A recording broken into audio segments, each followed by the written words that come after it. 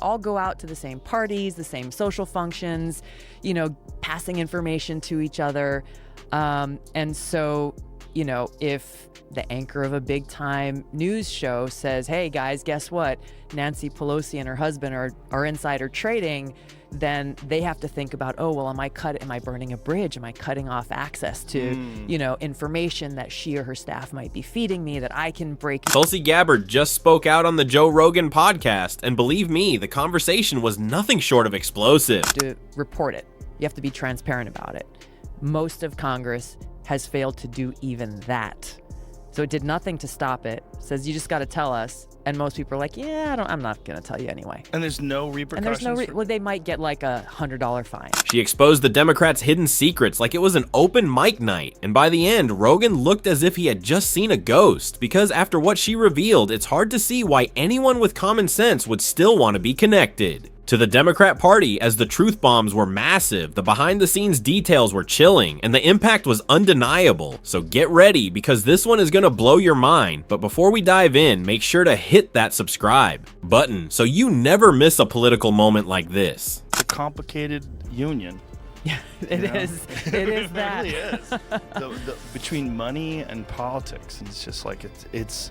I mean, it would be wonderful if we could get money entirely out of politics. If the only way that a politician can make money while they're in office is just their salary. Joe Rogan begins by stressing a point people have been shouting for years, that politicians should only earn their government salary and nothing more, with no insider deals, no shady investments, and no cashing in on their position, while ordinary people struggle to get by. And he makes it clear that the corruption is not accidental but built into the system. And with that powerful opening, he dives straight into the infamous Nancy Pelosi stock trading scandal that shook the nation just months ago. And that's when Tulsi Gabbard steps in, dropping insider details so shocking they left everyone stunned. You're aware of the Nancy Pelosi stuff. Oh, absolutely. It's wild. It is. And look, I think this is one of the good things about social media is, of course, the mainstream corporate media is hardly covering it at all. Tulsi Gabbard jumps in and calls out the clear double standard in media coverage, pointing out how the moment a scandal involves the Democrats, the mainstream media suddenly develops selective blindness. And she highlights the sharp contrast by reminding everyone that when Trump faced allegations of misconduct, the media went into a frenzy with nonstop coverage, endless expert panels, courtroom analysis, and constant updates every hour. But when Nancy Pelosi was caught in her stock trading scandal, there was silence as legacy media looked the other way and acted like there were more important issues. And Gabbard wasn't having it as her takedown landed like a thunderclap. Pelosi is doing these trades within this period of time of Nancy Pelosi voting on this bill or bringing a bill to the floor, because we've got to remember, Nancy Pelosi as Speaker of the House, nothing happens without her knowing about it or giving her stamp of approval. Nothing moved through Congress without Nancy Pelosi's approval, and whether a bill passed or got buried, she knew exactly what was in it, when it was coming, and most importantly, how it could benefit her inner circle. Because she wasn't just playing politics, she was also playing the market, as her husband Paul Pelosi made suspiciously well-timed trades that lined up with major legislative moves, and coincidence seemed very unlikely as this was political power, being used like a personal ATM while the Democratic Party stood firmly behind it. And during their control, the Democrats squeezed every drop of institutional power not to serve the American people, but to serve themselves and protect their long-term grip on influence, wealth, and control. As a member of Congress or your spouse or your adult child should not be allowed to conduct insider trading on issues that Congress is dealing with, which really covers every issue under the spectrum. They can't pretend anymore that they haven't been doing it. And yet, even as Nancy Pelosi is like, okay, fine, we'll draft legislation, but Congress is about to take a break as they head into the general elections. And once again, she's refusing to bring the bill to the floor for a vote. According to Tulsi Gabbard, Nancy Pelosi didn't just benefit from her position, but manipulated it by using her political skills and strategic timing to deliberately delay legislation aimed at banning insider trading among members of Congress. And she did this so she and her husband Paul Pelosi could take advantage of that delay by making profitable trades before the law could stop them, which wasn't just unethical, but carefully calculated, and that is the real danger. Because when elected officials use the trust and authority given to them by the American people to quietly build personal empires, the system starts to rot from within. And if this continues, it won't be long before American democracy stops being about the people and becomes all about profit. But the good news is that voters finally had enough, and the power-hungry gatekeepers were pushed out of the driver's seat, even though the fight to clean house is far from over. People start looking at it and say, well, how much money have you made? Yeah. Like, why are you worth $200 million? That's crazy. You make $200,000 a year. You're worth $200 million. Like, what's going on? It's hard not to think of Barack Obama in all this, because when he first entered the White House, his net worth was just over $2 million, but only a few years later, it had risen to tens of millions. And if anyone dares to ask how the official answer is always the same with book deals and speaking engagements, yet that same excuse gets recycled for Nancy Pelosi and her husband, even though Pelosi earns around $200,000 a year as Speaker, while her net worth has somehow grown to over $200 million. And are we really supposed to believe that's just smart investing? Because these aren't coincidences, but clear signs of a system that rewards power with profit and expects the rest of us to stay quiet and not ask questions. Look at like Paul Pelosi's stock, like what his record is. He's better than Warren Buffett and George Soros, who are like wizards. Yeah, exactly.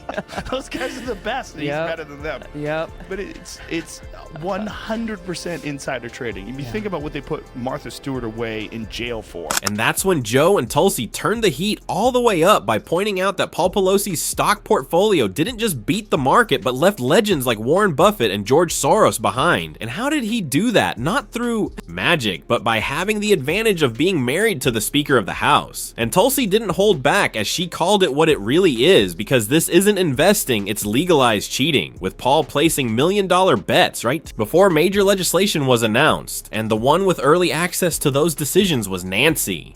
While Martha Stewart went to prison for acting on a tip nowhere near the scale of Pelosi's insider knowledge, yet Paul is out here celebrating as the media insists it's all just coincidence. And this is the two-tier justice system on full display, where elites walk free and ordinary people pay the price. And when Tulsi said it outright, Joe couldn't hide his shock, because finally someone had the courage to say what everyone else has been thinking. But what Gabbard revealed next was even more explosive. She's not the only one, obviously. No. There are, and this is where, you know, the quote-unquote uniparty in Washington has been blocking this kind of legislation from being passed because they're both benefiting from it. We had, I think, there were Republican and Democrat senators in the lead up towards COVID who knew about it, right, and started making different investments. Now here's where it gets even more interesting, because like many Americans, I also thought Nancy Pelosi was the lone wolf in this scandal, but according to Tulsi, she's only the tip of the iceberg, since multiple senators and high-ranking politicians were cashing in behind the scenes by trading on privileged information and lining their pockets while pretending to represent the people.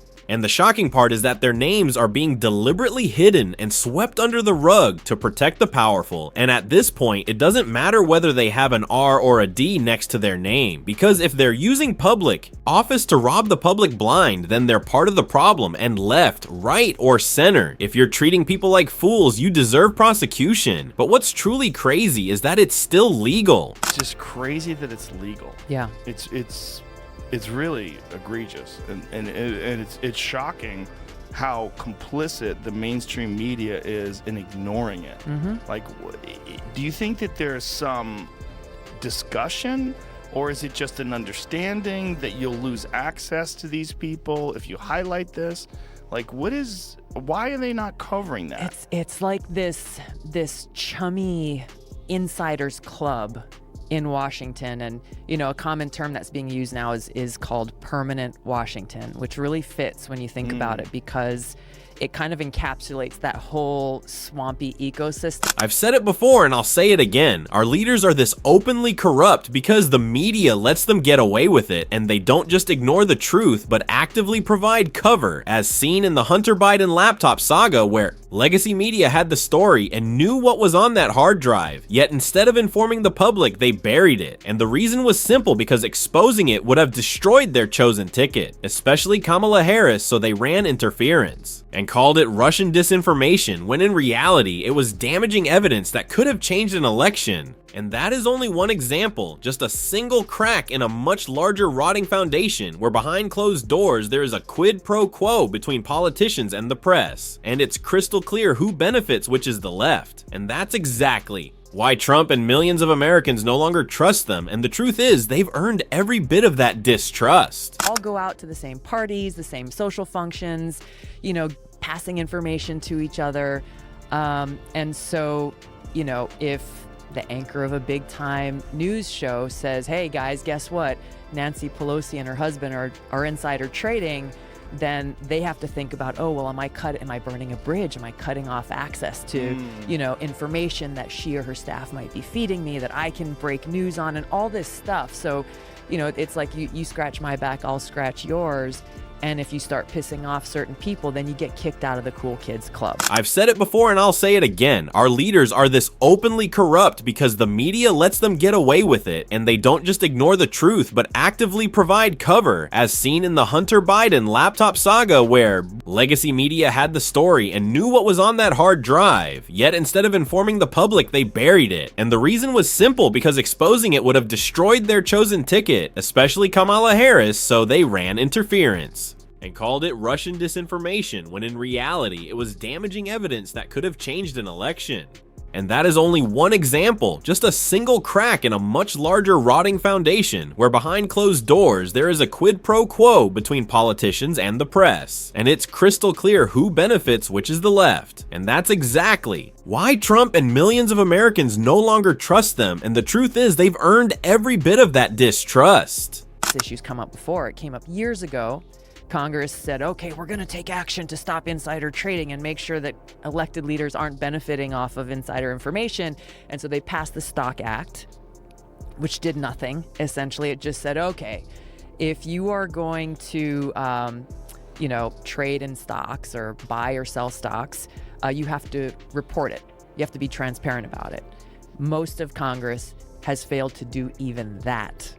So it did nothing to stop it. It says, you just got to tell us. And most people are like, yeah, I'm not going to tell you anyway. Now, I don't know how you feel after hearing all this, but personally, I'm relieved that the Democrats finally faced consequences for the years of deception, manipulation, and corruption they carried out against the American people, because for too long, they acted as if they were above the law by using their positions of power not to serve the public, but to enrich themselves, protect their allies, and silence anyone who dared to call them out. And it's about time the tide began to turn, as my hope is simple, that every single person, regardless of party, who used public office to gain personal wealth or insider advantage at the expense of hardworking Americans is exposed and held accountable, with no more immunity and no more hidden names. Because if you betrayed the public trust, you deserve to be brought to justice loudly and publicly, as that is the only way to clean house and restore even a shred of integrity to Washington. And with that, we come to the end of today's video. So if you enjoyed this fiery political commentary, make sure to hit the like button and subscribe for more videos like this.